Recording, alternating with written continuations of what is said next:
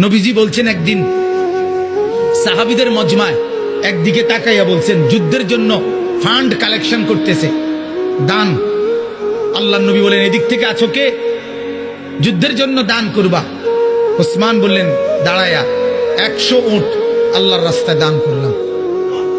আল্লাহর নবী এদিক দিয়ে হাত বাড়ায় বলছে এদিকে আছো কে? আল্লাহর রাস্তায় দান করবা। ওসমান ওই দিক দিয়ে ঘুরে এসে এনে আইয়া দাঁড়াইয়া কয় 100 উট আল্লাহর রাস্তায় দান করলাম। 200 হইল। মাঝ বরাবর হাত দেখাইয়া নবী বলছে এদিকে কে আছো? আল্লাহর রাস্তায় যুদ্ধের জন্য দান করবা। ওসমান এখানে এসে বলছে আল্লাহর রাস্তায় আরো 100 উট আল্লাহর রাস্তায় দান করলাম। 300 হইল। ভাইয়া 6 বার নবীজি বলছে আর কে আর কে আর কে? 6 বারই ওসমান দাঁড়াইয়া দাঁড়াইয়া বলছে 100 100 100 100 100 100 600। কয়শো? 600 উট।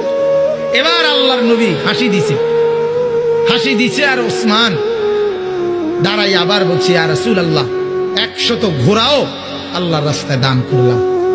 নবীজি খুশিতে চেহারা মুবারক নূরের চেহারা চিকচিক করছে। হযরত ওসমান বলছে ইয়া রাসূলুল্লাহ একটু অপেক্ষা করেন, আমার দান করা শেষ হয় নাই, আমি ঘরের থেকে একটু আইতে আছি। হযরত ওসমান ঘরে গেছেন, রুমাল বিছিয়ে দিয়া বিবিকে বললেন স্বর্ণ গহনা অলংকার যা আছে সব দাও। স্ত্রী বললেন কেন? বড় কোনো পার্টি, উনি ব্যবসায়ী ছিলেন তো, বড় কোনো মহাজন বড় লেনদেন মানে বড় পুঁজি খাটাইতেছেন নাকি? হযরত ওসমান বললেন হ্যাঁ বিবি, আজ আরশে আজিমের মালিকের সাথে পুঁজি খাটাইতেছে। আজকের মহাজন সবচেয়ে বড় মহাজন, আজ জান্নাতের বিনিময়ে পুঁজি খাটাচ্ছি বিবি। হযরত ওসমান সমস্ত গহনা স্বর্ণ রৌপ্য নিয়ে আল্লাহর নবীর সামনে রুমাল খুলে দিছে। হাদিসে আছে আল্লাহর নবী এক হাতে স্বর্ণের টুকরা এক হাতে রৌপ্যের টুকরা হাতে তুলে আল্লাহর নবী তখন বলছেন আল্লাহুম্মা ইন্নী রাযীতু আন উসমান ফারদি আনহু।